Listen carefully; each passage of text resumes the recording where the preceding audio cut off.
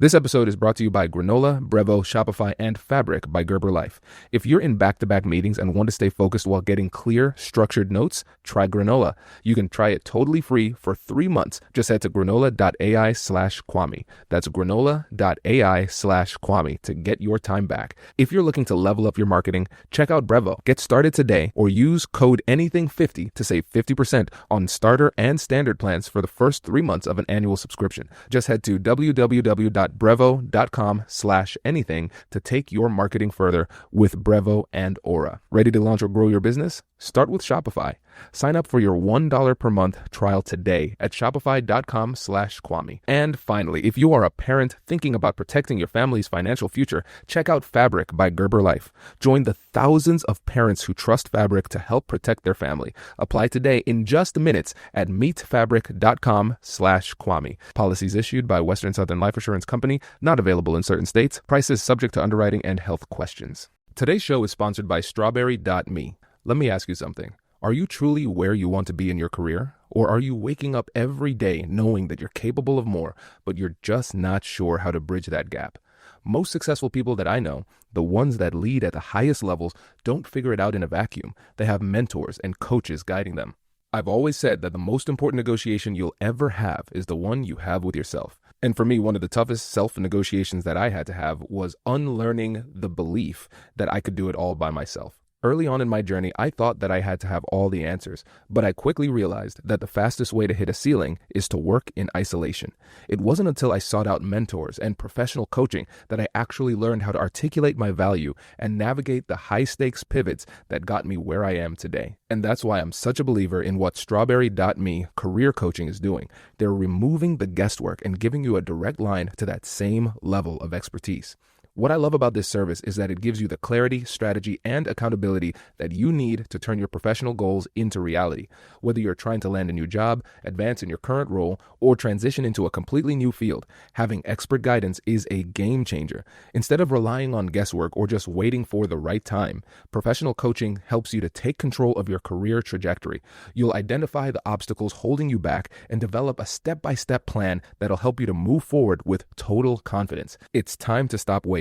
Go to strawberry.me/Kwame and get 50% off your first coaching session. That's strawberry.me/Kwame. It's like therapy, but for your career. Welcome to this masterclass edition of Negotiate Anything.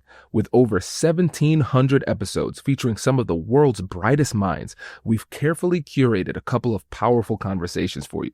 What makes this so special is that you'll hear how different experts from different industries approach the same challenge in their own unique ways. Our goal is to give you multiple perspectives so you can build your own unique style. Success doesn't look the same for everyone, and in this masterclass, you'll see exactly why. Let's dive in. Sarah, thanks for joining us today. Sure thing. Thanks for having me. Yeah, it is my pleasure. Long overdue, to be honest. So how about you get us started by telling us a little bit about yourself and what you do?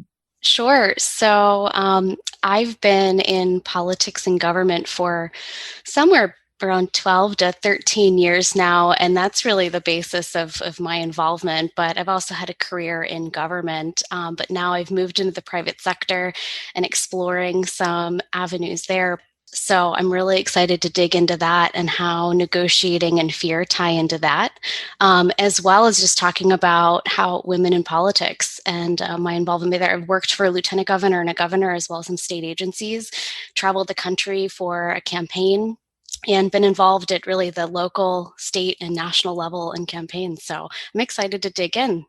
Absolutely. And this is a fun topic. Fun, not in that like experiencing fear is enjoyable, but fun in that there is a lot to explore here and a lot to learn.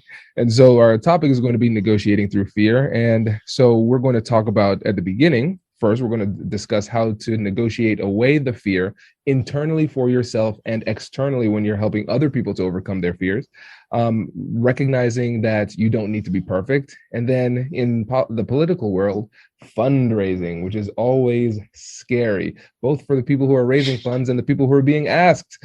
And so can we use some of these negotiation principles in that realm? So let's just start about let's just start off by talking about fear in negotiation in general, or difficult conversations in general. What are the things that we need to know about that? Yeah, so I think there's some pretty universal things, whether you're having a dialogue with your spouse or your boss, or you're trying to negotiate whether or not you actually want to do something like run for public office.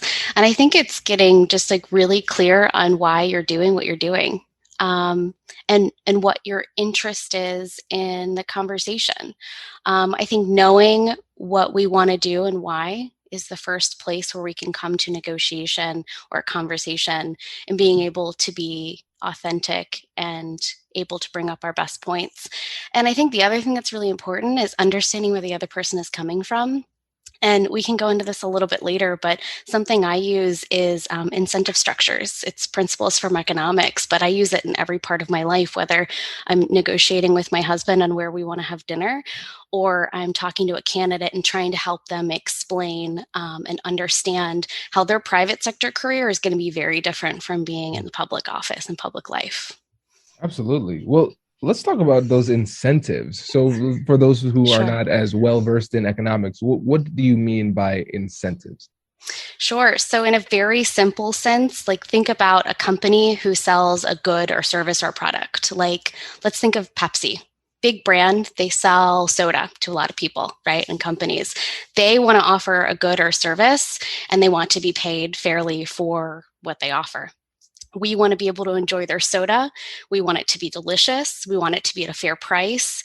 And so we want a couple of things. Incentives for us are we want it to taste good, and we want it to be accessible, and we want it to be a pretty good price. They want to be able to make money and offer something that where they can continue to get new people that like it and continue to buy it. So on a very simple basis, we're both looking for different things on each side of the incentive structure. Very nice. Yep, absolutely. And now, when we think about fear, how can we wrap this concept of fear and how fear impacts us in difficult conversations with potentially some incentives? I think that's a really interesting potential blend.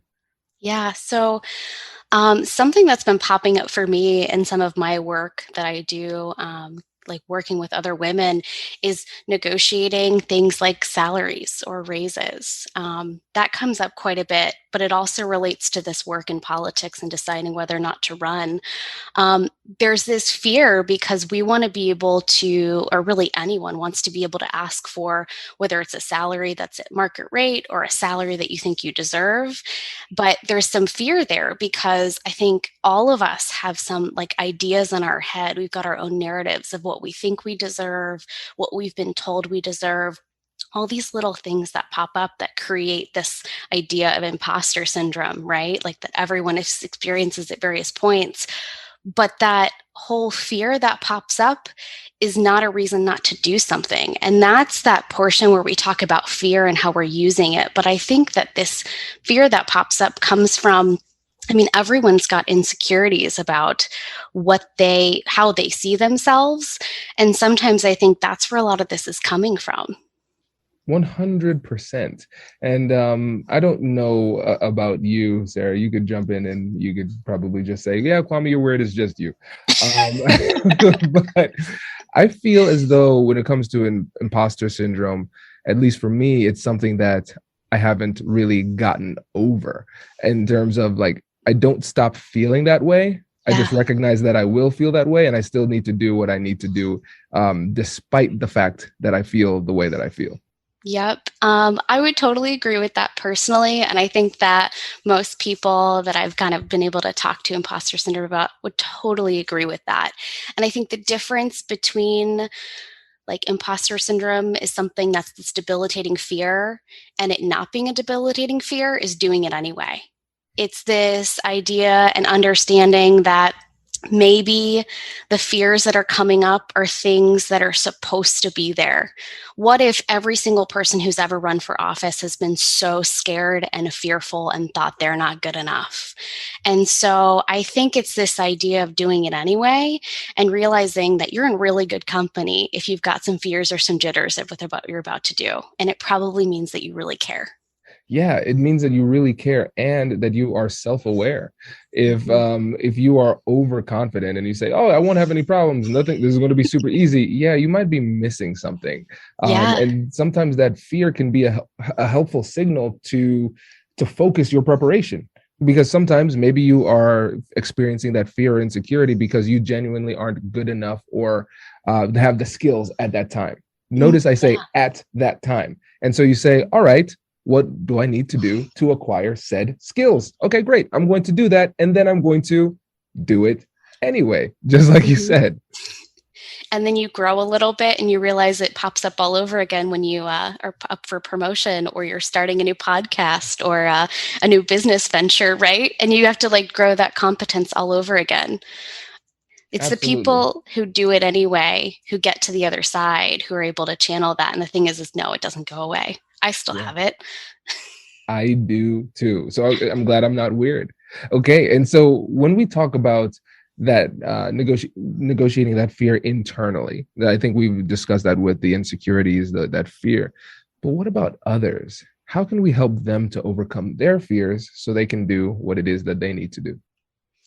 Yeah, so that's something I'm still exploring myself in my work. But one of the things that I've found is to break things down to a really simple level, like get kind of fun and childish with it. And so I'll give you an example. So when I was in my last salary negotiation, I was scared out of my mind because I had done all my research. That's the thing about, like, even if you've done all your research, and I've noticed this with women in politics, they do their research for years and sometimes they still don't take that step forward. That research is wonderful, but it's actually getting to the point where you move through that. And in my last salary negotiation, I was so scared, but I knew I needed to practice. So I sat down with my husband and I said, "You need to help me. Just like let's role play through this with boxes of cereal." And so I had him negotiate with me about which cereal we were going to buy for the cafeteria. And it sounds ridiculous and silly, but that idea of working through those and taking that something so trivial that isn't related to money or doesn't have all those money scripts and things like that, taking something like he was negotiating, I think, for Fruity Pebbles, and I was negotiating for something a little healthier, and just really going through that process, we got to a compromise. And then we worked through the salary negotiation with the numbers before I went in for the salary negotiation. And it was probably, I mean, that didn't take away the fear. Spoiler alert. But it made it so much easier. And so, one of the things that I've been exploring lately is when I'm working with women who are running, doing things like pulling out some K cups or sugar packets or whatever we happen to have on the table, and we're sitting down doing fundraising calls and making it about like, let's ask me for some sugar packets and let's negotiate. Making it so simple and really taking all the stuff out of it really helps to simplify and make it a little less scary, because if you can negotiate and get comfortable with the sugar packets and the compromise or the cereal, it makes it a little bit easier to actually go do it. Yeah, you're making it more approachable. I think that's Yeah. really what it comes down to. And what's interesting is that these examples that you're giving, they're fun. They don't have to do with money, but they're fun. And the same thing, like the same underlying principles will apply. That's the Mm-hmm. cool part, right? Okay, the issue isn't about really the negotiation. The issue is about what you're negotiating for in that case, because you didn't have any Yeah. problem with cereal, but you had a lot of problem with money. We get it now. Well, great. So here's what we're going to do. We're going to have some fun reps. Mm-hmm. We're going to practice. You're going to practice your skills in a low stakes environment, and then it'll help you to have more confidence when it comes up. But I really appreciate you saying that you'll still feel it. You'll just Oh, be able yeah. to function at a higher level. Yeah. And now let's say that was a good example of how your husband worked with you in that situation to get you to feel more comfortable. Let's say you are talking to somebody who you think would be a fantastic candidate, Mm-hmm. but she says, you know what, I don't feel comfortable doing this. I'm very afraid. I don't think I'm qualified, even though she clearly is. And Yep. then the guy that she's running against is significantly less qualified. I don't know if I'm hitting close to home with any of this, but how do you have that difficult conversation with her to help her to feel more empowered and overcome those fears? Well, first, I will say I have never talked to a woman who has not cited one of those reasons for not running, and every single one of them has already been more than qualified. And so, I mean, just side note for anyone who's listening, if you're thinking about running, you're already qualified. Like, do it anyway. But back to the point, like when I talk to a woman who cites those reasons, there's always going to be a million reasons. One of the last women that I really pushed to run, she had already done a lot of her homework. So this was a woman who kind of wanted to run. She was keeping it really close to the vest, but she had been going to the public meetings for the body she wanted to run for a while at that point, like literally taking notes, doing research, doing homework, all while she has a full-time job and a family. And she continued to do this for about 2 more years before she decided to run. Right? Amazing, right? Like women are incredible candidates to run for office, and so are men. But women are incredible candidates because they do their homework and they really put together their plans. Anyway, so she was preparing along the way, and I could tell she was really scared and she didn't want to come out with the fact that she was running. But I'm putting it together and I'm going, you're going to public meetings, you're doing all of your homework. You need to run. Like, this shouldn't even be a question. And so I looked her in the eye one time after one of these public meetings and I said, you have to run. And she kind of paused and just kind of stared at me with this like blank, fear-stricken face. And I could tell like all the thoughts of maybe I shouldn't run, or I'm not good enough, or I'm not qualified, were running through her head. And I just kept pushing her. I mean, everyone needs someone like that in their lives. And a lot of times we don't have that person close to us, right? And so talking through those things, like, you are qualified, you've done the work. I think one of the most helpful things that I've done in terms of being able to understand that we're really ready is like identifying the thought.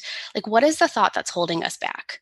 Or what's the self-doubt? It's, I don't think I'm qualified, or I don't think I could win, or I don't think I could do whatever. And then writing down and understanding all the times where we've done something that fits the bill, right? So in my case, when I ran for office, I was super scared and I was like, I'm not qualified. I can't, I don't know if I can play ball with all the people on council. Because, I mean, you're walking into a situation where the city manager has an agenda. Every single person who comes to give public comment has an agenda. Every single city council person has an agenda. But the thing is I'm somebody who was sitting there after 10 years being in politics saying that to myself. And I realized the fears that I had were the same as somebody who's just dipping their toe in. And so this is pretty universal in terms of looking inside yourself and saying, like, no, I'm going to do this anyway. Because, and the thing I think more people are starting to become aware of is that we need diversity in opinions, ideas, stories, backgrounds, all of it. And so that's why we all need to, I mean, if somebody wants to run, they should run. That's why. Absolutely. Yeah. No, and I think one of the points that you made that was so profound and at the same time so simple that I think people would miss it. When you were talking about your friend who you were trying to get to run, you looked her in the eye. You were very direct. You didn't come up with any like long-winded oration. You said, you need to run. 4 words, direct eye contact. Yep. Don't need fluff. Sometimes you need that direct message. And I'm assuming, you correct me if I'm wrong, she did not say, you know what, Sarah, you're right. I will, in fact, run based on those 4 words. No, that's not how it worked, right? Earlier, you mentioned Pepsi. Is there ever a time that Pepsi will stop marketing or advertising? Probably not. Probably not, because that works. Repetition is one of the simplest ways to convey a message. And you need to keep on saying sometimes, you can do this. You're qualified. You should run. And just keep on doing this over time. And eventually it becomes part of them. You should do it. You're qualified. You should run. Right. And so it's almost like marketing. It's a blend of negotiation, difficult conversations, but also marketing, because we have to be persistent over time. It's very rare that we get people to overcome their fears right there in the moment. Sometimes it takes a little bit of repetition. Oh, yeah. Yeah. Are you ready to take your business's marketing to the next level? Meet Brevo, the all-in-one marketing and CRM platform built to help you connect with customers, boost engagement, and grow your business smarter. With Brevo, you can manage all of your customer interactions in one place, nurture leads with their built-in CRM, and reach your audience through email and SMS, and keep them coming back with powerful automations. But here's where it gets really exciting. Meet Aura, Brevo's AI assistant. Aura helps you craft smarter campaigns by suggesting personalized content, optimizing send times, and even analyzing performance data to help you improve your strategy in real time. It's like having a marketing expert on your team 24/7. And of course, Brevo offers advanced analytics, seamless integrations, and AI-driven personalization. Everything you need to craft multi-channel campaigns that hit the mark every single time. Get started for free today or use code ANYTHING50 to save 50% on starter and standard plans for the first 3 months of an annual subscription. So just head to www.brevo.com/anything and take your marketing further with Brevo and Aura. If you're leading a lot of meetings, or if you're in meetings back to back all day, you know how mentally demanding that can be. You're trying to stay present, you're contributing, you're thinking strategically, but part of your brain is also tracking action items, decisions, and follow-ups. That's why our team uses Granola. Granola is an AI-powered notepad built for the way real people actually meet. Here's how it works. You take rough notes like you normally would, and in the background, Granola securely transcribes the meeting, and when it ends, it turns everything into clean, structured notes that are actually useful. And what I appreciate the most is that it works through your device's audio. It integrates seamlessly into the video conferencing tools that you already use, and there's no complicated setup. It just fits into your workflow. Granola doesn't replace you in the meeting, it augments you. It lets you lean in, focus, and listen deeply while still walking away knowing exactly what was deciding, who owns what, and what comes next. Before Granola, our team would spend extra time cleaning up notes and double-checking details. Now, we leave meetings aligned and clear. It saved us time and helped us to operate at a much higher level. If meetings are eating up your day, Granola is a no-brainer. You can actually try it completely free for 3 months. Just head to granola.ai/Kwame. That's granola.ai/Kwame to get your time back. Get 3 months free at granola.ai/Kwame. One of the things that people struggle with is the idea that they need to be perfect. And so let's talk a little bit about that. And first, why that's a problem. Because I don't know, Sarah, perfect sounds nice. Why can't people try to be perfect? You're talking to a someone who has lived in her life by perfectionist ideals, and it's like, I'm going to tell you right now, like, no one's perfect. I'm not perfect, and getting stuck in this idea of trying to be perfect before we do something or doing things perfectly, one, takes the fun out of everything, and two, honestly, just gets in the way. And so perfectionism is like a very interesting topic for me because it's something that it's something that, as a very type A person, you probably know this already. You want to do everything. You want to do everything the right way and perfect. And it's often not how life is. And I think that walking away from that a little bit and realizing that, you're human. We're human, we're all human, it gives you a lot more freedom to play around with the possibilities.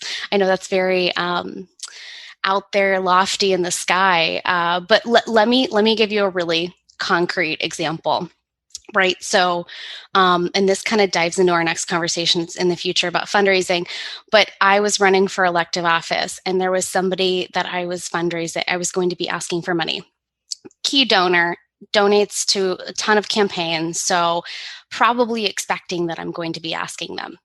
And I was so worried about the perfect ask and the perfect conversation and how to ask this person for money, even though they had kind of insinuated they were going to donate to me. I realized at the end of my campaign, when the donation check never came in, or it was about 2 weeks before the campaign ended, that I don't think I'd ever actually asked because I was so worried about having the perfect ask in conversation with this person because I regarded that I had a lot of respect for them. And in some ways, they had a lot of leadership in the community and they were going to donate to me anyway. But I was so focused on how do I ask it perfectly and not offend this person that I never actually asked. Long story short, I eventually realized that, rectified the situation. They donated, were very gracious about it. It was fine. But how often do we either forget to do something or allow ourselves to not do something because we're so worried about doing it perfectly? Yeah, I think perfectionism and procrastination oftentimes are manifestations of fear. Yeah. So you try to think that you are being productive when you are being, you know, you're avoiding what it is that you actually need to do. I can't tell you how many times, Sarah, there's something that I need to do. Just like, let's talk about administratively. Like, hey, Kwame, send that email, fill out that document, those type of things.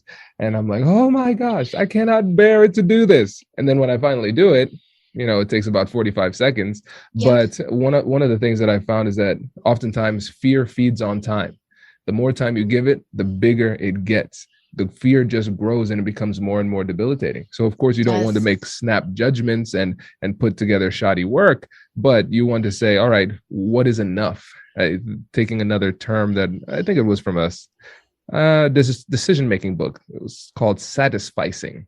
Mm. So it's something that is sufficient. It suffices in this situation, and it satisfies what it is that you need. It's not perfect, but is it good enough, right? And in the majority of cases, you just need to get things done. It just needs to be done. And then if Hmm. you'd spend a few minutes, a few hours, a few days making it perfect, it is imperceptible to everybody but you.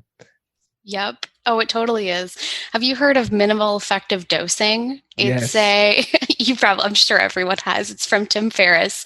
It is a strategy that I started implementing during 2020, during the pandemic. And I found that it was like a very effective antidote for perfectionism for me, because I broke it down and I'm like, I feel like I have to do like 110% of everything on this one task, right? So I was like, what would be minimal effective dosing? And I would literally like write it down and I would do it.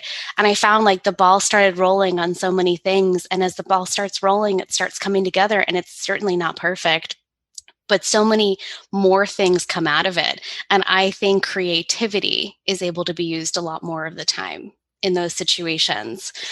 So it's similar, and I love it. It's techniques like that I think are just really helpful, and just like ripping off the band-aid and just doing it anyway. 100%. 100%. And I think this is a good time to transition into asking for money, the fundraising. So let's put this all together. In that situation in politics, you're asking for money so you can have a campaign. Hmm. It's a necessary evil in this world, right? Yep. And so when you're making those requests and trying to court to the big donors, Hmm. what are some of the negotiation tactics that you've used that have been successful? Sure. Yeah. So one of them is just, I mean, I think, as you know, and any attorney or anyone's going into a negotiation, you do your research in advance. So like, you know where the person's coming from. And in our case, donations are public, so you can actually look them up. You can go to the Secretary of State's office, you can go to your local Board of Elections, and you can actually see how much various people have donated to campaigns, which is awesome, because if you're curious about a donor, you know how much they donate to, say, state races versus local races, and you kind of narrow that gap. So it's one thing, just right off the bat, pre-work researching. But the other thing, I like to walk into a situation or a negotiation over money and fundraising, is knowing what the interest is in the campaign, right? So every single person who's donating to a campaign has a different reason for why they're donating to that campaign. Some people are going to be close to you because they love you and they're your friends and they're your family, and they just want to see you succeed regardless of whether or not they even agree with your policies. Some people are going to be those community members who have a vested interest in what happens on city council or the state house or the governor's race.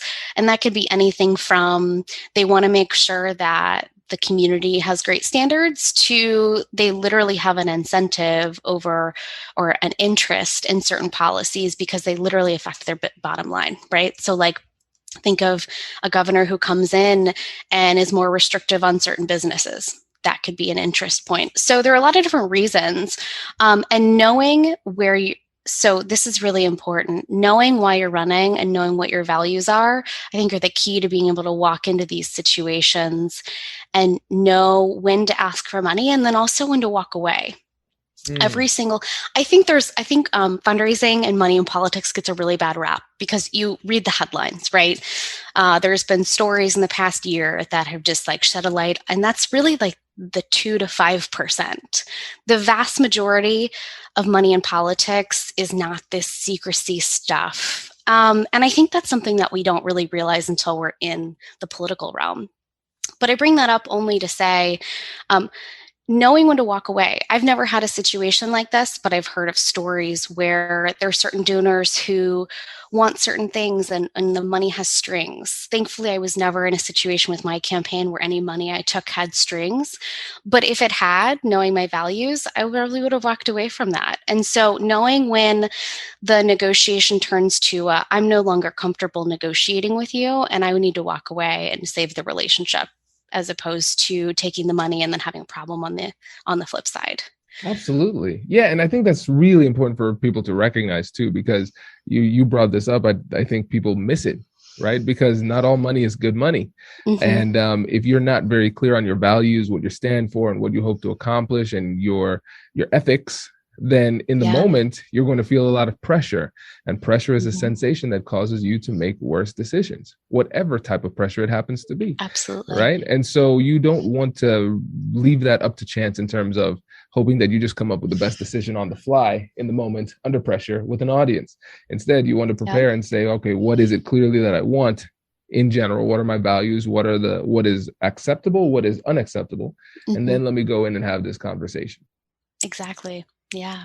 And so when it comes to fundraising, what would you say is one thing that people can do in general if they find themselves in a situation where they're the politician, they're looking for bigger donations? What would you say is one thing that they can do to improve their quality of fundraising?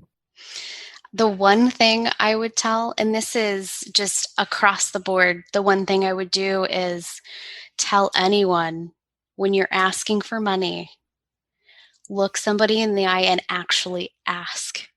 I think that some people think that they have a conversation and then they dance around it and they think they've made the ask, but they really haven't made the ask.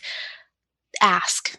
They're the vast majority of people you're asking money for like in any way, PACs or individuals or groups, they're expecting you to ask. So make the ask. It's the Yeah. same thing as making like a salary negotiation. Like you got to actually make the ask and then pause and leave some space. Allow them to respond. Um, that would be the one thing. And then if I get out of a second one, it's if fundraising is really getting you to the point where you're like shaking in your boots, Hmm. find a way to look at your campaign and your values and see yourself as a brand or a product just momentarily and detach you as the person away from that.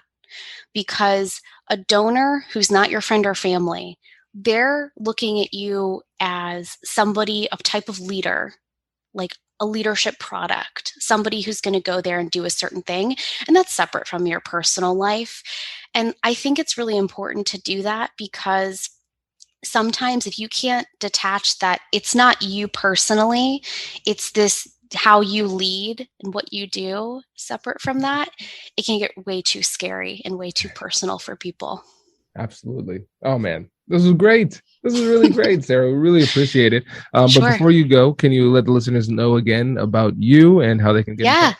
absolutely. The best way to contact me is looking me up on LinkedIn, Sarah JanTausch. I love connecting with people who are interested in running for office and helping people remove those barriers. I've been in politics for about 12 to 13 years now on various local, state, and national level campaigns, and it's something that I'm really interested in. So reach out to me, regardless of political party, because I'm interested in supporting the people who really want to make a difference in our communities. That's fantastic. Sarah, thank you so much. That was the first part of today's masterclass. Up next, we'll hear from another expert with a different approach, giving you even more strategies to add to your toolkit. Let's keep it rolling. Jeff, thanks for joining us today. Thank you, Kwame. I am an avid listener, and I'll tell you why real quick. I sense that you love to learn. And that comes through to me on the podcast, and it's engaging and it makes me interested and I pay attention. So thank you. Well, thank you. I appreciate that. I am a shameless nerd, Jeff. I just love to learn from people, and it's funny every single time, every episode. We're creeping up on 400 episodes. Every episode, I learn something new, and so after our pre-interview chat, I'm very excited to learn something from you too. So, how about you tell the listeners about yourself and what you do? Okay. What I do is I'm a partner in a company called Reclaim Your Joy with my wife, Carrie. And we are all about helping people to be their best self so that they maximize their business life and their personal life. I love that. When you started this, what was the goal behind the business? Yeah, the goal behind the business was my work career is that I was a senior executive in a Fortune 100 company and a senior executive in a large market research firm, and learned a lot from those places and saw a lot of negotiations going on. I had an opportunity then to work in a nonprofit to help people in recovery from alcohol and drugs, and learned a lot about the importance of head heart connection in being successful. And I combined that business experience with that social experience into something that I think is kind of cool and pretty unique. Absolutely. Yeah. And I think you have a really interesting approach to not just business and life in general, but also negotiations, because that head heart connection that you talk about, it has an impact on the way that we show up in these conversations. And that's going to be a major focus for us today, too. We talk a lot on this show about the importance of learning and staying sharp. But let's be honest, between work and life, who actually has time to read every single book that can help you to get ahead? And that is exactly why I use Blinkist. It's an app that takes the world's best nonfiction books and breaks them down into 15-minute summaries that you can read or listen to. They have over 9,000 titles, so whether you're into leadership, psychology, or negotiation, they've got you covered. Personally, I love to learn about a wide variety of topics, not just negotiation, but psychology, history, and communication. All of that knowledge works together to help me to be the negotiator that I am today. If you've been meaning to dive into the frameworks we discuss here every week, Blinkist is the fastest way to get those core insights while you're driving to work or at the gym. It turns your extra time into a real advantage, helping you to show up to every difficult conversation with more clarity and courage. If you want to start learning faster and showing up with more confidence, this is the tool for you. Go to Blinkist.com/Kwame to start your free trial. That's Blinkist.com/Kwame. As a self-employed business owner, my family depends on me. I think a lot about how I'm going to provide for them, how I'm going to build the business, and how I'm going to support Whitney and the boys. But I had a moment recently where I asked myself a harder question. If something unexpected happened to me, would my family be okay financially? And that's why I got serious about term life insurance and why I looked into Fabric by Gerber Life. Fabric by Gerber Life is term life insurance you can get done today, and it's made for busy parents, all online, on your schedule, right from your couch. You could be covered in under 10 minutes with no health exam required. If you have kids, and especially if you're young and healthy, now is the time to lock in low rates. And even if you already have life insurance through your employer, it might not be enough to fully protect your family, and it probably won't follow you if you leave your job. Fabric has flexible, high-quality policies that fit your family and your budget. We're talking $1 million in coverage for less than $1 a day. Join the thousands of parents who trust Fabric to help protect their families. Apply today in just minutes at meetfabric.com/Kwame. That's meetfabric.com/Kwame. MEET fabric.com/Kwame. Policies issued by Western Southern Life Assurance Company. Not available in certain states. Prices subject to underwriting and health questions. Well, great. Well, for our listeners, this is going to be a bit of a run of show here. We're going to talk about how we bring our personal beliefs and experiences to every single one of our negotiations, the attachment that we have to the successful outcome of that singular negotiation. And then lastly, and this is the one I'm really excited about, are we negotiating from an unknown place of fear? And actually, you know what, Jeff, let's mix this up. If I'm excited about it, let's talk about that first. So let's talk about the fear part. What made you choose that as one of the topics? Yeah, that is a great one. And as long as we're mixing it up, this is going to be good. We're going to start at the end and work our way backwards. And I love that. Because when you said that, what just happened? Oh, wait a minute. This isn't going as planned, is it? Uh-oh. How am I going to react to this? Am I going to react from I don't know what to do, or am I okay? So it's perfect. This is a perfect segue. And I am fine with this. I Here's here is a bottom line kind of thing, and this is just the type of thing that hopefully the listeners will take a note on. There are only two emotions, and it's fear and love. Okay. Now, social science will tell you that there are four, that there's fear and there's anger and there's sadness and there's happy, right? And three out of those four have some weight to them, right? Some heaviness to them. And one of them has some buoyancy to it, happiness. That feels pretty good. The other three, a little bit heavier, right? And so the fear piece is when we go in, and just like now, I could feel this, where am I going to respond from, not react from? Am I going to respond to you and go, everything is fine, we're good, and respond? So am I going to come from a place of fear or a place of love? And the reason I take it down to two things is we react in 1/20th of a second, because I listen to a lot of your podcasts, and frequently you remind us that we are animals, right? And we begin at that point. And we respond in 1/20th of a second. We have 1/20th of a second to choose what we are going to do. And if I don't take a little bit of a break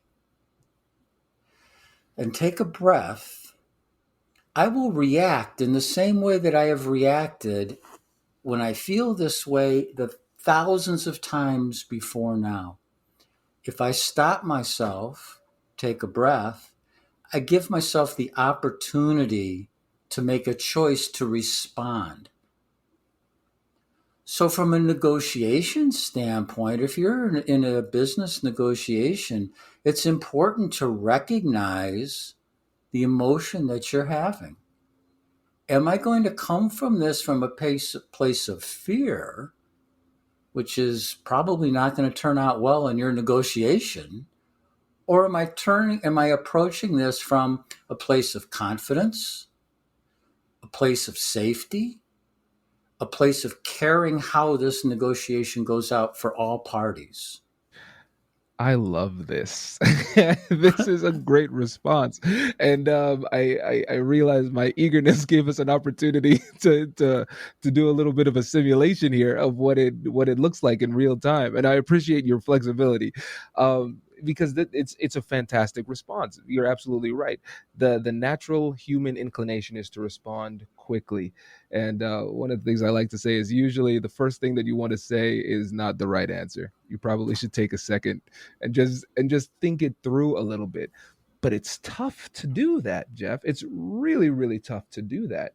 And so in your career, what are the things that allowed you to develop that skill, that simple skill of the pause? I just did it. Take a breath. Taking a breath is, if you sit and listen and then take 1 second and just take a breath, that is the perfect place to start. From a business standpoint, it is, and this is actually the second point on this, on the attachment piece of it. People, we spend about 30% of our life living in the past and about 70% of our life living in the future, which leaves absolutely no time to live right now. And if we are attached to an outcome, like an outcome in a negotiation, as if that is the only thing that we have, we will react instead of respond. And where I really learned that was in my work with my buddies and men and women in recovery, and dealing with cravings and urges where you are going to reply in a place of fear and react to it unless you can get through the next 7 seconds. Craving lasts about 7 seconds. So if you can get through that, you will be in a much better position to choose a decision that benefits you. And I think, Kwame, one of the other really important pieces to this is right at the beginning of our conversation, you asked the question, why don't you tell us a little bit about yourself and what you do? And so frequently, when people ask us questions like that, we respond with the labels that we are. Hi, I'm the partner at Reclaim Your Joy. I am president of. I am this. That is not who you are. That is what you do. And there's a huge difference. If I can say, you know what, I am a kind man. I am a husband. I am a friend to people. I am a learner and teacher who loves to share with others. That's who I am.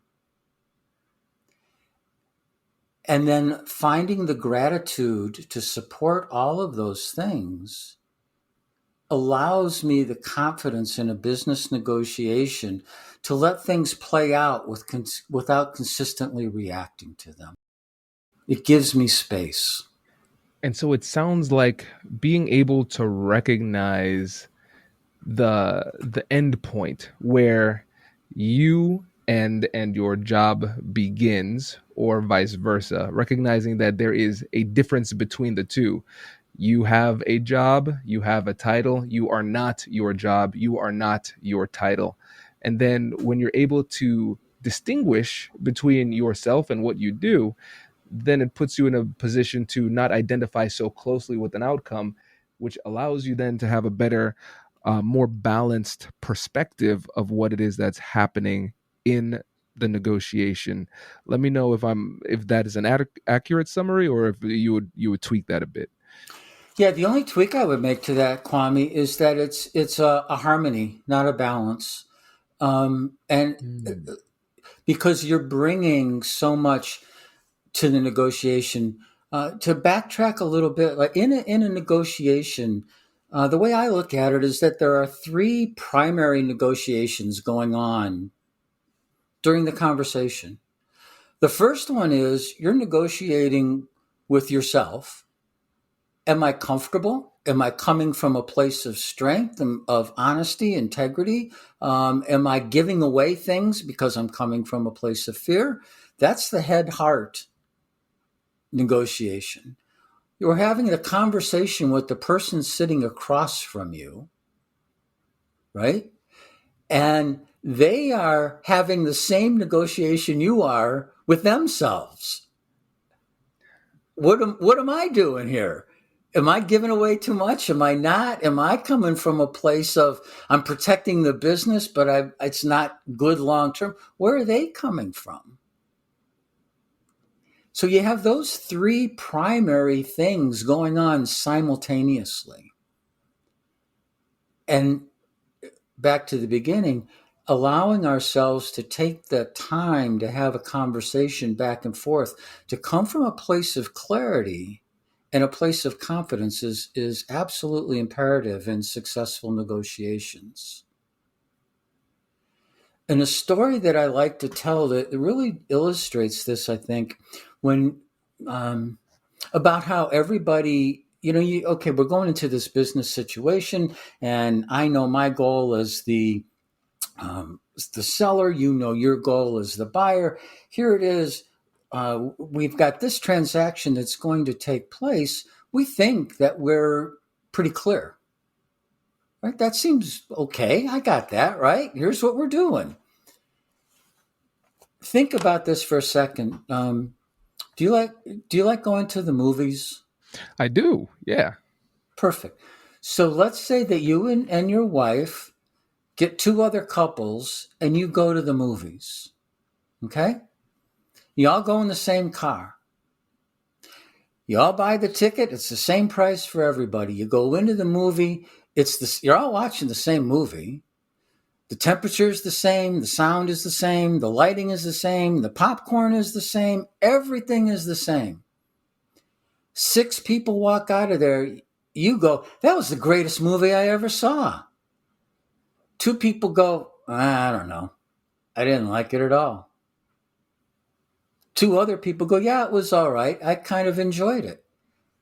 My question, how can that be? This is absolutely a controlled test. Everything is controlled for. The difference is that all of us have millions or billions or trillions of stimulus, thoughts, experiences that come to us that make us all unique. And we bring those to everything all the time. So recognizing that and being able to create that space, come from a place of, I know who I am, is critical, especially now as we're getting into more compassionate negotiations where we want things to go well. Right. And I want to revisit one of the things that you said, Mm-hmm. because you said it briefly, but it's really powerful, and I think it's something that would be really helpful for people as they're thinking about how they progress through their negotiations and, frankly, everyday life. One of the things that you mentioned was that a craving lasts about 7 seconds. And so Right. that 7 second window is crucial when it comes to making a good or bad decision. And so when it comes to let's focus on difficult conversations, how does that same reality come into play? Yeah. The way that it comes into play is stop and think a bit about where decisions are made in your body. There's 3 points in our body that make decisions. Our head makes a decision. You probably can find times in your life where your heart made a decision. And then there's your gut. There are probably times when you made a decision and your gut is rolling around. And sure enough, it turns out not to be a good decision. So, how it plays out in all of this is being able to be in line to recognize your body feel. And it's the exercise is called body mapping, and recognizing where you feel emotions. Like when you get mad, Kwame, where in your body do you feel that? Oh, this is great. I typically feel it in my shoulders. I think Mhm. they start to rise a little bit, and then I realize that, and this is going to sound weird, but now that you're asking me this question, I'm seeing some tendencies. It makes it is going to sound horrible. It makes it physically uncomfortable to listen, because listening, especially in a difficult conversation, it's emotionally challenging, it's mentally taxing. But when I'm feeling emotional, it becomes physically uncomfortable. Like I can't sit still. Like there's something on my body that I need to remove, or something inside of me I can't. Yeah, and it's like a child who wants to talk but can't, and is sitting on his hands holding his face. And so there's that. It's like a physical agitation that I feel. And I'm feeling really exposed now, Jeff. Yep, you're borderline reacting in fear here. This is Yeah, perfect. exactly. You know, and Kwame, you put it exactly right. Now we are animals, right? Our body is going to respond before our head associates things, and thankfully it does. It used to be, we've all heard the story about the saber-toothed tiger and us, being able to run away from that, right? Well, I live in Chicago, which means there's a lot of buses in this city, and they don't stop at red lights all the time. And if I'm crossing the street and I see a bus, I don't want to sit there and go, that's a neatly pressed blue shirt that gentleman has. I don't want to do that. I want to get out of the way, right? And my body reacts quicker than my head reacts. So that's the first thing. So if you're in a negotiation or you're in a conversation with your wife and you feel in your shoulders this feeling, here's where you use who you are and you say, I am a husband. And you say, wait a minute, if what I am about to say, am I saying this from a place of fear or am I saying it from a place of love? And that's how all these things loop together. Wait a minute, I've got that feeling. What am I about to do? Is it so important that I'm willing to risk my relationship with my wife or the business relationship, either with the person you're selling to or your own company? Am I willing to risk that? How am I going to respond instead of react? When I started this podcast and built the American Negotiation Institute, I quickly realized something. No one hands you a manual. You're the strategist, the marketer, the operations team, and the tech department all at the same time. Every day, there's a new decision, a new problem, and a new hat to wear. Starting something of your own can feel exciting and lonely. And looking back, having the right tools makes all the difference. For millions of businesses, that tool is Shopify. Shopify is the commerce platform behind millions of businesses all around the world and 10% of e-commerce in the United States, from brands just getting started to major household names. With hundreds of ready-to-use templates, Shopify helps you to build a beautiful online store that matches your brand. It's packed with AI tools that write product descriptions, page headlines, and even enhance your product photography, helping you to move faster and more efficiently. You can create email and social media campaigns to reach customers wherever they're scrolling, and you can manage everything in one place, from inventory to payments to analytics, without juggling multiple platforms. Start your business today with the industry's best business partner, Shopify, and start hearing. Sign up for your $1 per month trial at shopify.com/Kwame. Go to shopify.com/Kwame. That is shopify.com/Kwame. From listening to your podcast, one of your other favorite words is amygdala, right? That science. Okay, once that amygdala kicks in, it only cares about keeping us alive for the next 15 seconds. That's it. And that's all it really cares. It doesn't care about what the implications are. It just wants to keep us alive. And so heated arguments between you and a business competitor, you and a partner, if it's just those two people, it's like two people on continuous loop. And the only way out of it is until finally one storms away or gives up or slams down the phone or closes the computer or whatever, and you can take a breath. That animal instinct is real and it comes quickly, whether it's the physical response or how then we react versus respond. I hope that helps clear that up. It really does. And I think one of the things that we can take from this is if we start to develop that higher level of self-awareness, when we start to recognize what our tell is. And so what is it for ourselves? What do I feel that demonstrates that I'm having an emotional response that could, in this situation, be problematic as it relates to my ultimate goal? And so for me, I know that whenever I'm feeling that way, and now it's explicitly clear.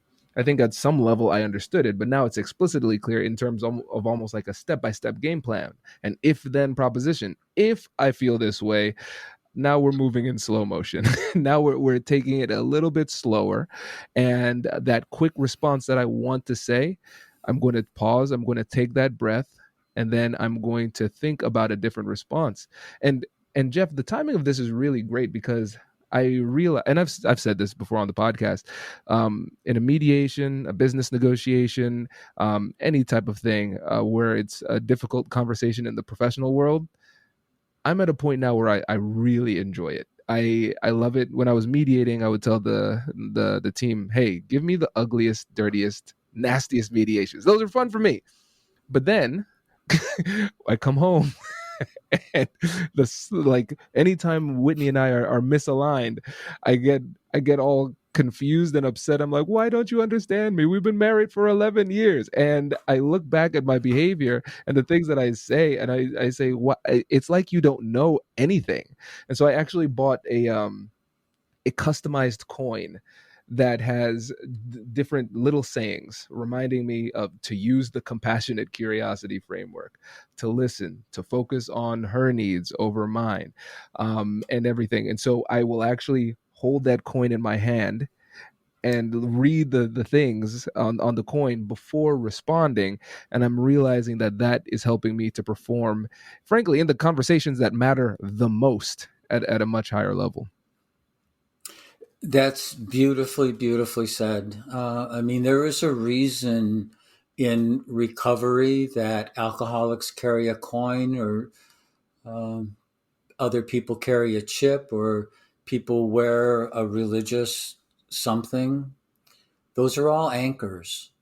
And they're all things that if you touch them, it's like if you touch your wallet, you don't have to open your wallet to know what's inside. You know that. If you touch that coin, you know what it's there for. And that gets you through those 7 seconds. One of the exercises that I do with people is a series of meditations. And at the end of it's a 6-week program, it's a series of meditations. And at the end, I ask them, I say, basically, let's just pretend that you go out there and you get hit by a bus and you're here in this room at your own wake and you're listening to what people say about you. What words do you expect to hear? And I've done this in front of somewhere between 3,000 and 4,000 people. And the words that come back are things like thoughtful, caring, hardworking, compassionate, God-fearing, loyal, trustworthy. It's always words like that. Those are the words that are true to us, that we are born with, that we, as we grow older, successfully or unsuccessfully hide. We don't want to show those words easy. They're vulnerable kinds of words. And I would ask the men and women that were doing this exercise to write down the 3, 4, or 5 words that have the most meaning to them, the ones that they said, that they know are true. And just write it on an index card and fold it up and put it in their pocket. And 100 times a day, just touch your pocket and remind yourself of who you really are. And are you living that? How are you responding? So when you get those 7 seconds or that uncomfortable place in a negotiation, you can just touch that pocket, that anchor, that chip, that coin that you carry, and remember who it is that you are. And it gives you all the space that you need. So that was beautiful, Kwame. Thank you. Thank you. I appreciate it. I think this is helpful for everybody listening because we all have performance gaps. We all have performance gaps, and there's always room for improvement. And I think it starts with that self-awareness, recognizing and accepting that reality, and then trying to figure out what it is that you need to do to adjust appropriately. Yeah, I think I'm sure you're familiar with the Viktor Frankl quote about stimulus and response, right? I mean, it's a good one, right? And I don't know, and I think this is important for the listeners to unpack it a little bit. It starts with between stimulus and response, there's a space. That's what we're talking about here. Okay, so let's stop there for a second. What is that space? That space is that body feel. It is, how am I going to react or respond? Am I going to respond in my best self, or am I going to react in the way that I've chosen poorly in the past? How am I going to respond to this? That's the first piece. The second one, and I love the second line to this, in that space is our power to choose our response. Think about those two words, power and choose. I have an option here to choose wisely. And if I remove the attachment to the end game in this one instance, if I choose wrongly, I can choose again next time. Because this feeling, this situation will come up again, right? You will mediate something else. And this feeling will come up again. Now, how am I going to respond? And then the last line in it, in our response lies our growth and our freedom. Stop there for a second. Our growth. What's he talking about growth? It's the opportunity to talk and speak and live with that head-heart connection, that first primary negotiation piece that we talked about, right? And our freedom to respond as our best selves, representing the company that we work for in the best way, so that the person that's across from you feels safe in making a decision. One of my early bosses that I truly appreciated, he sat me down when I was in my 20s and said, I never want you to sell anybody anything. I'm thinking, wait a minute, I'm a sales guy. I'm in the sales department. He goes, I want people to understand that they're buying something they need. And he told me, slow down, take your time. Everything will be fine. And I have lived that for 42 years. Time is one of that fear of, well, I have an hour to do this. That fear will eat people alive.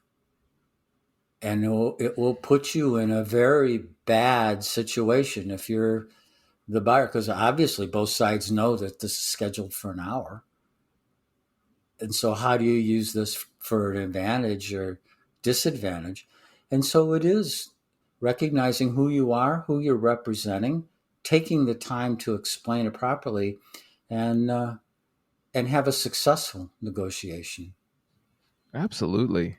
And one of the things that we have touched on, but I want to give you an opportunity to talk about it explicitly, was initially the first thing on our list, talking about those personal beliefs and experiences to every negotiation. And you talked about it with the card, for example, the words, those values that you could carry along with you. I want to talk about the experiences too, and how our past experiences will impact how we perform in the present conversation. Sure, and part of that is the movie theater story as well. We bring, and that's a way just to recognize how all of us bring those experiences. By the time we're about 6 years old, we have firmly developed the sense of myself and other.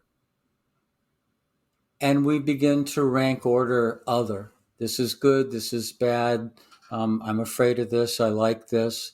And there's really only three responses that we can have to anything. It's either I want to move away from it, I want to get closer to it, or it's neutral.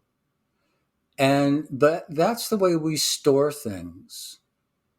And so all of the experiences we have are stored in those kinds of areas.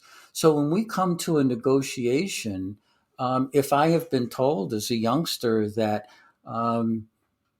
you're not smart enough, I'm going to bring that one way or another into that negotiation. that the only way to get something is to work hard for it. That's a position of lack.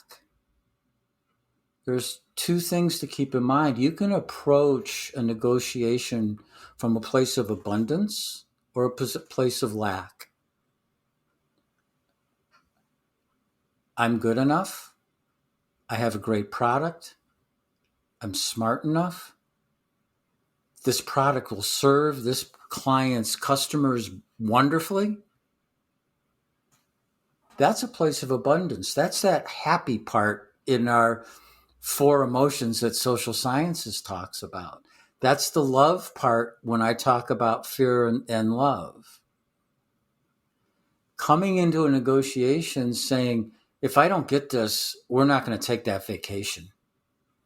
If I don't get this sale, I'm not going to get this new house. If I don't get this sale, my boss is going to think poorly of me. I could get fired. Position of lack.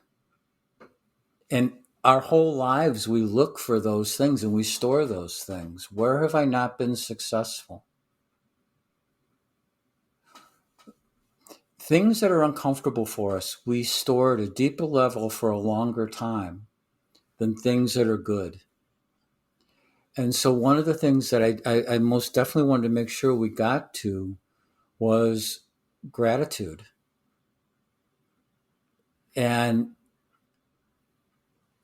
I can read your bio, I can read my bio, I can find a million things I'm grateful for. I mean, one of the exercises, and this is a task exercise, is there's probably a corner that you cross every day. Next time you go to that corner, I want you to find something you've never noticed before, something that interests you or something that makes you smile. And I want you to do that every day. I want you to do that every single day. That's a task, okay? Suddenly you will come to just a random corner and you will find something you've never noticed before, something that interests you or something that makes you smile. At that point, it becomes a behavior.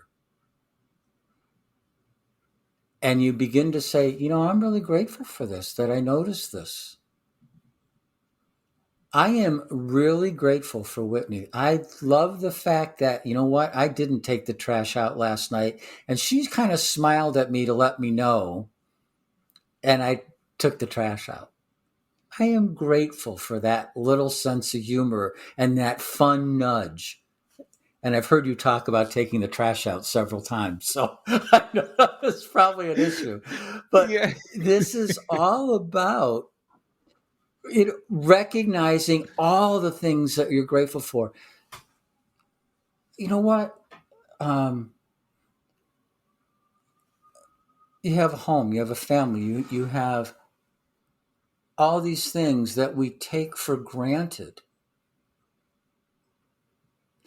When you come in the house every evening, have one thing. It could be a picture of you and Whitney. It could be a vase of flowers. It could be anything. Something in your house that when you walk in your house, you touch it and you say to yourself, I am at home. I'm not at work anymore. I'm at home. And Kwame, if you'd indulge me for a second, just say that phrase, I am at home. I am at home. Feel what that feels like. In fact, I'm pleasantly surprised. That did feel really good. Doesn't it? That's your body. That's what we were talking about, that body mapping. Your body responded to that. I am safe. I am with someone I love who loves me. It's beautiful. And developing that gratitude practice and knowing that all these things are true, that there's all these things that are interesting. And previously we talked about we live 30% in the past, 70% in the future. That leaves no time for now. This is our opportunity throughout the day to live in the now and recognize the gifts we have. Boy, does that make negotiating easier.